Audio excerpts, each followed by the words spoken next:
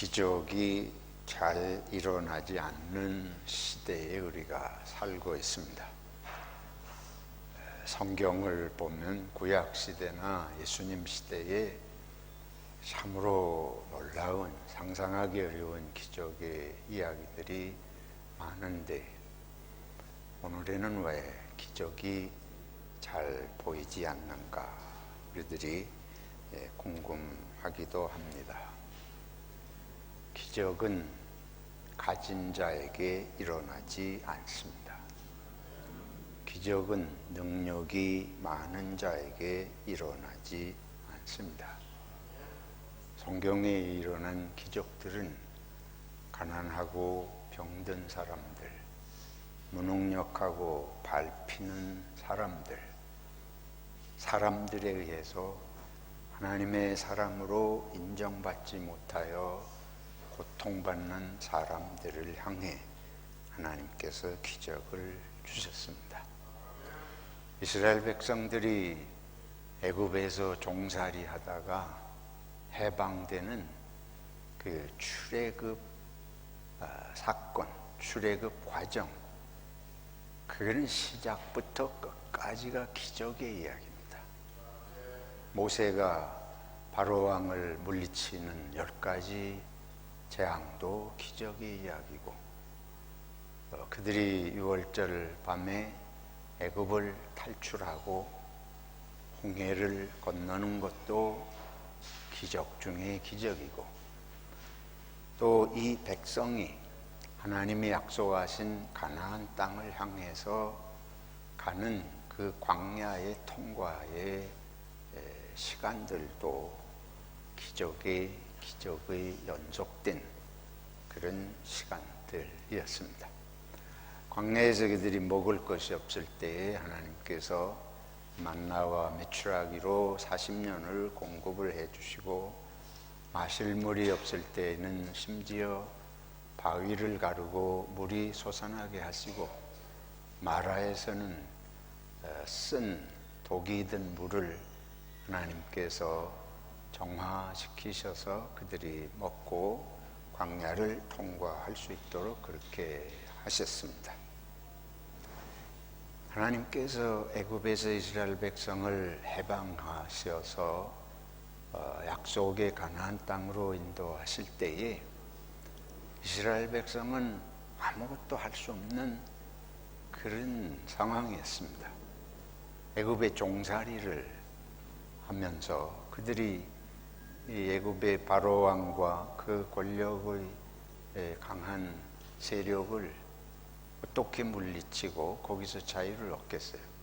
아무것도 할 수 없는 상황이고, 홍해 앞에 그들이 어떻게 건너갈 길도 없고, 광야에서 마찬가지죠. 거기서 갑자기 먹을 것을 하루아침에 농사를 지어서 할 수 있는 것도 아니고, 그러니까 이런 모든 상황에서 하나님이 기적으로 인도하셨습니다. 오늘 예수님께서 갈릴리 호수 건너편으로 가셨는데 사람들이 예수님께서 병든 자들을 고치신다 하는 소문들을 듣고 사람들이 그야말로 구름대같이 모여듭니다. 예수님이 산에 오르셨는데 거기까지 이들이 따라왔습니다.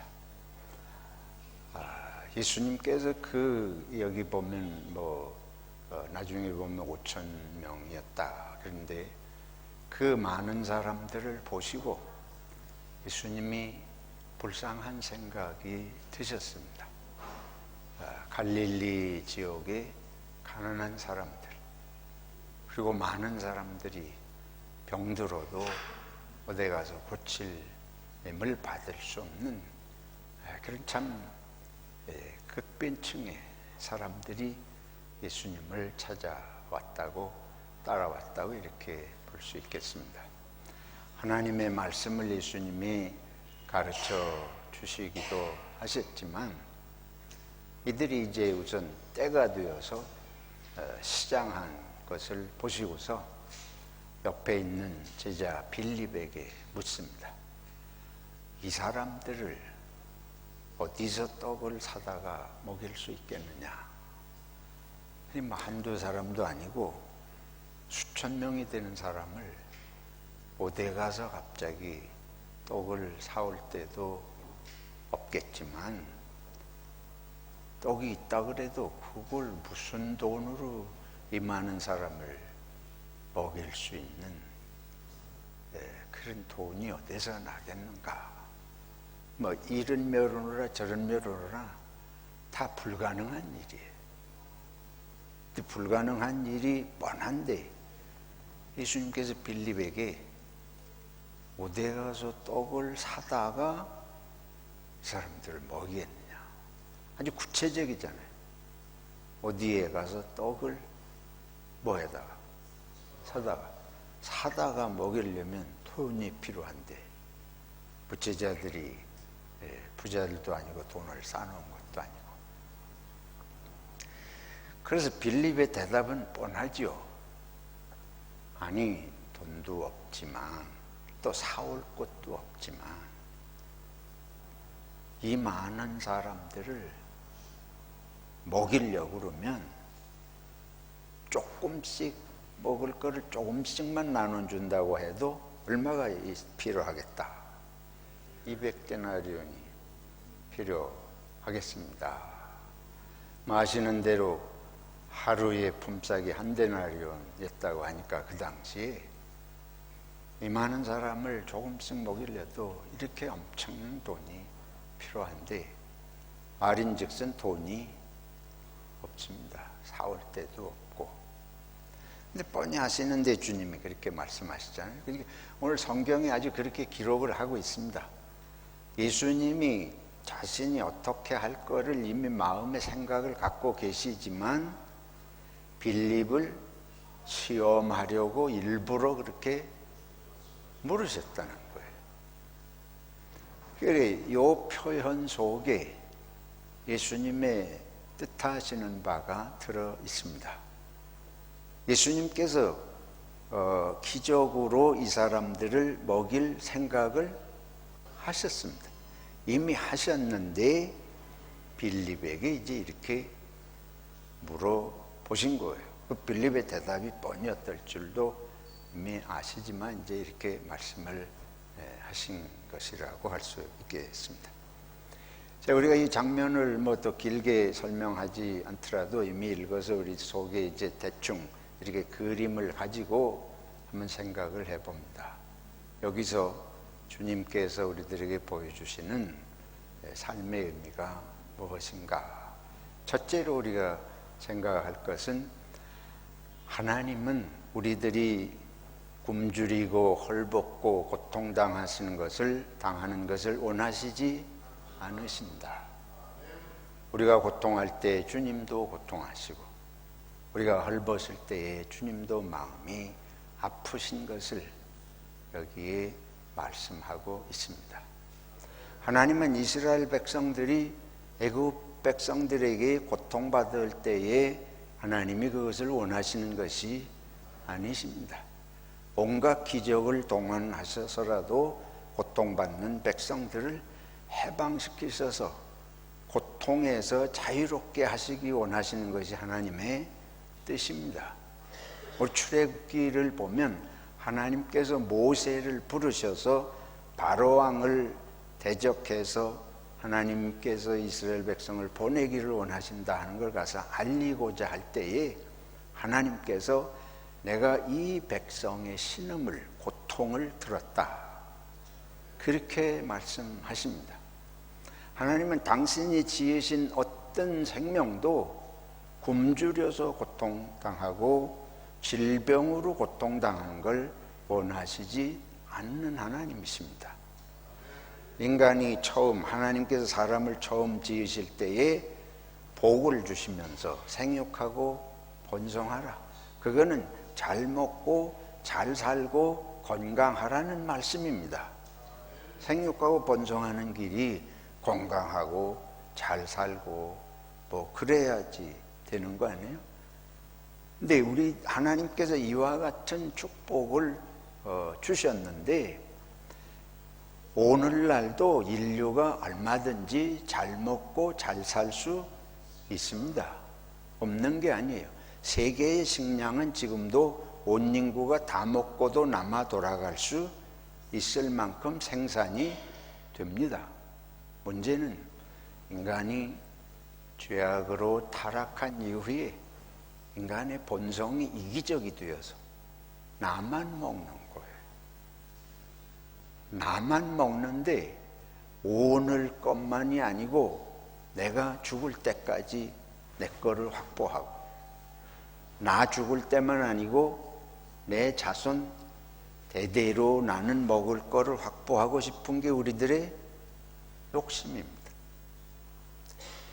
그래서 선진국에서는 양식이 세계가 다 먹고도 남아 돌아가는데, 가난한 나라들은 여전히 먹고 살기 힘든 사람들이 너무 많고, 지금도 굶주리는 인구가 수십억이 되는 것이 현실입니다. 그래서 하나님이 우리들이 고통받는 걸 원하시고 내버려 두시는 것이 아니고, 인간이 함께 서로 돕고 살도록 지으셨는데 인간끼리 완악하기 때문에, 우리가 서로 이기적이기 때문에 한편에서 굶주리고 한편에서는 배가 너무 불러서 병드는 것이에요. 현대인의 많은 질병은 부족해서 생기는 병이 아니고 넘쳐서 생기는 병이 옳습니다. 그래서 우리들이 그냥 단순하게 좁은 눈으로 보면 이해할 수 없는 일들이 세상에 많고, 왜 악이 있고 왜 해결되지 않는 문제가 이렇게 많으며 하나님이 계시다면 왜 이런 것들을 해결해 주시지 않고 돌보시지 않는가, 이렇게 생각이 들지만, 우리가 잊어버리고 있는 건 지금 말씀드린 대로 인간의 악 때문에, 나의 악 때문에 다른 사람이 고통받는 것이죠. 애굽 사람들이 당시에 종살이하던 이스라엘 백성들을 자유롭게 해주고 그들에게 먹을 걸 다 나눠주면서 평등하게 산다 그래서 애굽이 못 사는 것이 아니죠. 애굽 백성들이 이스라엘 사람들 다 먹여 살려도 자기들에게 부족한 것이 아닙니다. 그런데 그들을 종으로 부려서 자기들이 하기 싫은 일만 시키고 그들에게 먹을 것도 제대로 안 주고, 이게 같은 민족이 아니라고 그러는 것 때문에, 그러니까 이게 크게 보면 같은 민족이 아니라고 하는 것 때문에 그렇게 자기 나라 땅에 사는데도 애굽 백성을 이스라엘 백성을 못 살게 했잖아요. 근데 누가복음 우리 16장에 보면 부자가 날마다 뭐 한대요? 잔치해요. 자기 형제들을 불러놓고 날마다 잔치하고 화려한 옷을 입고 지내는데 자기 집 문간에 거지 나사로를 돌보지를 않습니다. 나사로 돌본다 그래서 자기들이 못 사는 거 아니죠. 나사로에게 먹을 걸 준다 그래서 자기들이 굶주릴 이유는 아무것도 없습니다. 나사로에게 좀 입을 옷을 입다가 남은 거라도 입혀준다 그래서 자기들이 입을 게 없는 게 아닌데, 예수님께서 이 비유를 드시는 것은 세상이 그렇다는 거예요. 온 세상이 지금 이와 같이 있는 자들이 조금씩만 도와줘도 이 세상에 줄이는 사람들의 문제가 다 해결될 수 있는데 그렇게 안 하는 거예요. 10년 후에 것까지 쌓아놓고 말씀드린 대로 후손들 것까지 다 챙기고 있으면서 지금 오늘 당장 굶주리는 사람에게 관심을 안 갖는 이 인간의 이기성과 완악함이 세상의 악의 근원이고 악의 현상이지, 전능하신 하나님이 그걸 돌보지 않으셔서 이렇게 되는 것이 아니다. 예수님께서 빌립에게 지금 보여주시는 장면이 그것입니다. 이 5천 명 되는 많은 사람들, 가나안 이 갈릴 지역의 서민들, 이들 중에 많은 사람들은 병을 끌어안고 와서 어떻게든지 고침받으려고 하는 이런 참 마음으로 여기 와 있는데, 하나님께서 기적으로, 예수님이 기적을 통해서 이 5천 명이 먹고도 얼마나 남았습니까? 12광주리가 이제 마태복음, 마가복음 전체적으로 보면 이 같은 기사들이 조금씩 다르게 적혀 있는데 많이 남았다. 근데 이 5천 명이 먹고도 배불리 먹었다 그랬습니다. 표현을 배불리 먹고 남았다, 남은 걸 버리지 마라, 그리고 거뒀다, 아주 구체적인 표현들이에요. 그런데 이 중간의 내용을 보면 우리가 읽으신 대로 어떤 사람이 예수님에게 와가지고, 이 베드로 형제 안드레 와가지고, 어린아이가 여기 하나 있는데 보리떡이 5개, 물고기가 2마리 있습니다. 근데 이게 얼마나 도움이 되겠습니까? 그러니까 빌립은 이 많은 사람 다 먹이려면 200데나리온어치 사다 먹여도 부족한데 그럴 방법이 없습니다. 그리고 이제 이 보리떡 5개, 물고기 2마리, 어린아이가 가지고 있는 이걸 가지고 오면서 이거밖에 없다는 거죠. 그러니까 준비도 안 했고 할 길도 없고 길이 없습니다. 근데 예수님께서 사람들을 무리를 지어서 앉게 하시고, 어떻게 되었는지는 모르겠는데 예수님께서 하나님께 기도하시고 먹을 걸 나누어 주는데 끝이 없이 먹을 게 나와서 다 먹고도 남았다. 자, 보리떡 5개하고 물고기 2마리가 없었으면 기적이 안 일어났을까요? 그렇지 않잖아요. 기적이라는 게 요게 뭐가 있어서만 일어나는 건 아니에요.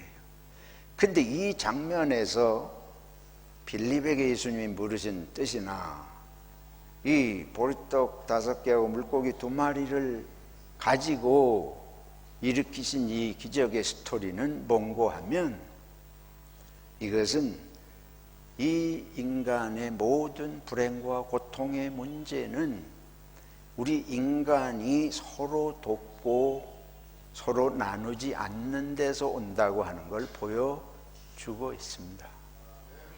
또 하나는 하나님께서 물론 이걸 다 해결하실 수 있으시죠. 하나님의 능력이 이걸 해결해 주실 수 없는 게 아니고 해결해 주실 수 있지만 그게 인류 역사에 도움이 되지 않습니다.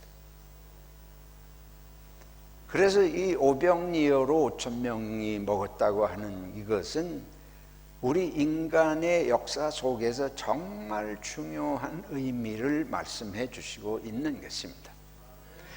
우리가 빌립에게 예수님이 물으시는 것은 정말 돕고자 하는 마음이 있느냐, 정말 불쌍히 여기는 마음이 있느냐, 정말 안타깝게 굶주림이 얼마나 힘든 것인지, 배고픔이 얼마나 서럽고 감당하기 어려운 일인지를 생각하고 도우려는 마음이 있느냐, 이거를 모르시는 거죠, 사실은.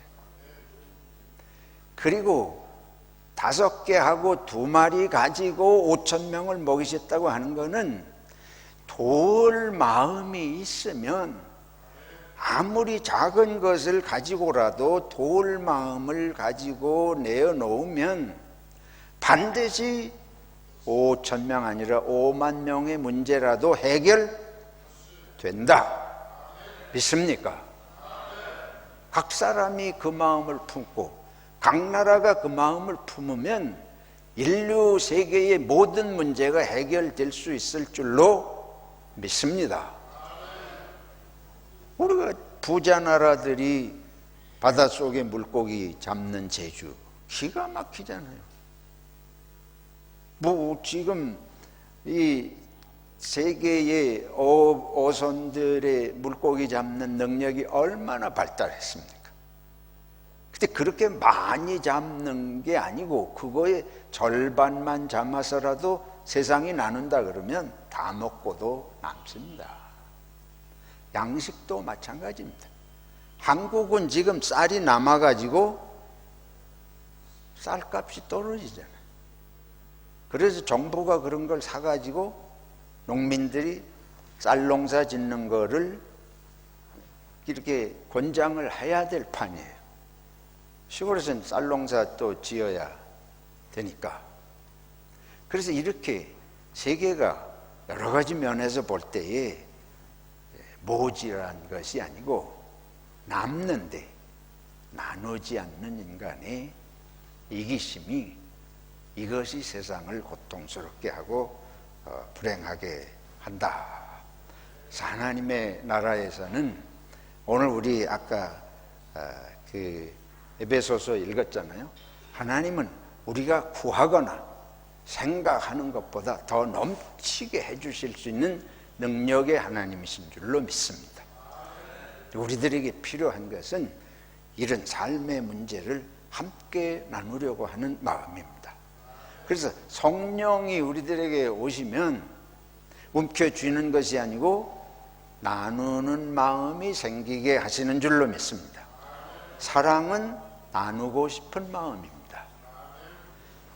이 우리들 마음 속에 하나님의 영이 떠나면 우리에게는 소유욕이 강해지고 독점력이 강해지는 것, 그게 사탄의 마음이고, 그러나 성령이 오시면 우리 마음을 넓히셔가지고 내보내게 하시는. 그래서 초대교회를 보면 초대교회에 재산을 다 팔아서 같이 사도들 발 앞에 내놓고 그걸 각 사람의 필요에 따라서 공동생활을 했다고 그러지 않습니까? 이것이 이제 몇 세기 지나면서 물론 인간의 그런 이기심들의 발동으로 그게 오래 지속되지 못하지만 오늘날도 우리들이 초대교회와 같이 또 하나님이 본래 인간을 지으셨던 모습대로 하면 먹고 남아요. 왜 그런가 하면 계절이 바뀌면서 곡식은 자꾸 생기잖아요. 그렇지 않습니까? 한 번 생긴 곡식이 그거 가지고 한철 지은 거 가지고 평생 먹는 게 아니고 이 세상은 철마다 곡식이 열매를 맺도록 그렇게 돼 있어요. 그러니까 자꾸 생기는데도 욕심 때문에 이틀치를 쌓아놓는 거예요. 우리가 구약 성경에 보면 하나님께서 이스라엘 백성이 광야를 통과할 때에 먹을 게 없어서 하나님 만나를 내려주시는데 아침마다 만나가 이슬처럼 내렸다 그럽니다. 근데 그 만나를 이틀치를 갖다가 쌓아놓으면 어떻게 됐답니까? 썩었다는 거예요. 그러니까 내일 일을 염려할 필요가 없는 거예요. 내일 것은 내일 주시는 훈련을 그들이 받았잖아요. 근데 대신에 토요일 안식일에는 다음 날은 안식일에는 이제 일하면 안 되니까 그 토요일 날 예비일에 미리 이틀치를 갖다 놓는 건 다음 날까지 안 썩을 때. 그러니까 하나님께서 우리를 돌보시는데 우리를 지으시고 돌보시는 하나님을 믿고 살면 내일을 걱정할 것이 없다.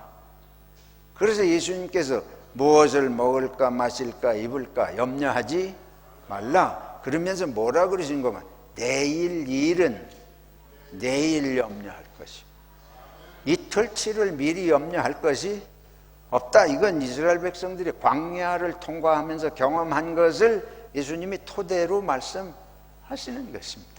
왜냐하면 내일 건 하나님이 내일 주시니까. 근데 또 우리가 반면 생각할 걸 미리 쌓아놓은 건 뭐한다? 썩는다. 그게 안 썩으면 내 마음이 썩게 됩니다. 왜 그러냐? 하나님을 의지하지 않고 이제 내일 걸 쌓아놨으니까, 내일 거 쌓아놨으니까 그거 붙들고 사는 거예요. 그래서 세상에 많은 걸 가지면 영은 썩습니다. 우리들에겐 두 가지 양식이 필요합니다. 육신의 양식이 필요하고 영의 양식인 하나님의 말씀이 필요한 줄로 믿습니다. 그래서 이 육신의 양식이 정말 부족할 때 하나님이 살 길을 주셔요. 우리가 걱정할 필요가 없습니다. 여러분들이 살아가시면서 불안하고 염려가 되실 때에 하나님께서 나를 지으시고 인도하시는데 나를 굶주리게 하실 일이 없다. 그걸 믿고서 이제 그런데도 정말 내일이면 굶주릴 수밖에 없는 상황에 닥칠 때가 있습니다. 근데 그때가 시험의 때예요.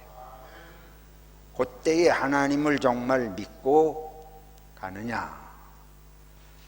내일 거 안 가지고 왔는데 내일은 만나가 안 내려오면 어떡하나. 그게 하나님을 믿는 믿음의 훈련이에요. 근데 내일 아침에 가보니까 있어. 그런데 재미있는 것은 40년이 지나고 가나안 땅에 들어가니까 그때부터 만나가 내리지를 더 이상 필요가 없죠. 가나안 땅에 정착하고 이제는 농사지어서 살 수 있는 그런 환경이 되니까. 그래서 이 전체적인 구약의 전체적인 스토리를 볼 때에 이스라엘 백성들에게 하나님이 훈련시키신 것은 하나님을 믿고 욕심 부리지 말고 살아라. 하나님이 너희를 돌보신다. 애굽 백성하고 이스라엘 백성이 차이가 있는 건 바로 그것입니다. 그래서 이스라엘 백성이 광야를 통과할 때에 이 먹고 마시는 거 그게 뭐 진수성찬이나 이런 건 아니죠. 그런 건 아니지만 먹고 살만하게 인도하시고 하나님이 원하시는 건 시내산에서 계명을 주셔서 너희는 육신의 양식으로만 살 것이 아니고 하나님이 주시는 계명으로 말씀으로 살아야 된다. 그래서 예수님께서 사람이 떡으로만 살 것이 아니요 하나님의 입으로 나온 모든 말씀으로 살아야 된다. 예수님께서 광야에서 40일 금식하셨잖아요. 그리고 정말 배고프고 정말 떡이 필요한 때예요. 사탄이 와가지고 네가 하나님의 아들이면 돌이 변해서 떡이 되게 해보라 하실 수 있죠. 물고기 2마리하고 보리떡 5개로 5,000명 먹이시는 주님이 당신을 위해서 그 시간에 뭐 먹을 것을 못 하실 일이 없지만 여기서 보여주는 중요한 것은 예수님은 당신을 위해서 기적을 행하신 법이 없습니다. 광야에서 예수님께서 그 굶주린 40일 후에도 사탄이 말하는 기적을 일으키지 않으시고 말씀으로 살아야 된다. 예수님께서 십자가에 달리실 때에 자기도 구원을 못하면서 누구를 구원한다고 하냐. 너부터 십자가에서 내려오라. 예수님이 내려오실 수 있으시지만 예수님은 당신을 위해서 기적을 하신 적이 없습니다. 기적은 항상 하나님의 백성들이 고통받고 굶주리고 정말 생명이 생명답게 사는데 필요할 때 하나님은 기적을 일으키시는 줄로 믿습니다. 그런데 아무 때나 기적이 왜 안 일어나냐? 날마다 원하는 대로 기적이 일어나면 세상은 아수라장이 되는 거예요. 우리 생각에는 내가 좋을 것 같죠. 나는 1년 내내 비가 안 왔으면 좋겠어요. 비가 무슨 필요가 있나? 근데 비가 없으면 사실은 안 되지 않습니까? 또 비가 없으면 농작물이 어떻게 자라고 뭐 하여튼 우리가 이 세상을 다 이해할 수 없는 여러 가지 조화 속에서 세상은 움직여지는 거예요. 근데 내게 필요한 것이라고 해서 순간순간 모든 게 기적이 일어나는 것으로 되고 만다면 이 세상 각 사람이 다 기적만 원해가지고 그런 식으로 되면 세상은 아수라장이 돼서 살 수가 없는 세상이 됩니다. 어떤 사람이 소원을 갖다가 말해라. 그러니까 내가 손만 대면 뭐든지 금이 되면 좋겠습니다. 그 얘기 들으셨죠? 손만 대면 다 금이 돼. 사람도 만지면, 자기 와이프도 만지면 금이 돼. 어떻게 살겠어요? 하나의 우스갯소리겠지만은 우리가 생각하기는 이 세상이 불합리한 것 같고 모순인 것 같지만 이런 불합리와 모순은 우리 때문에 생기는 것입니다. 내 욕심과 탐욕 때문인 걸 생각하고 이 오병이어의 기적을 통해서 보여주시는 것은 하나님의 세계가 부족한 것도 아니고 하나님이 능력이 없어서 이 세상에 악이 있도록 두시는 것이 아니고 모든 부족함과 악은, 고통은 우리들의 완악함 때문이다. 그래서 이 말씀 앞에서 저나 여러분이나 저도 이 말씀을 제 자신에게 적용해 보면 나도 하나님을 제대로 믿고 살지 않는다.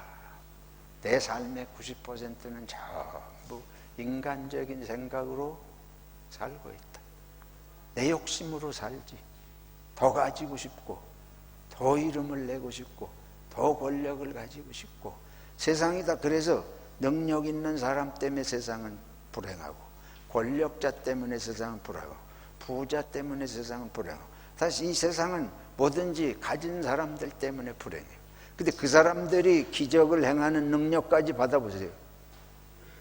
세상은 지옥입니다. 지옥입니다.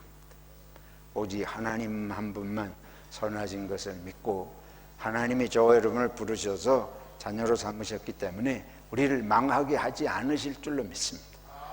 지금도 덜어내야 될 건 욕심을 덜어내. 망할 일이 없어요.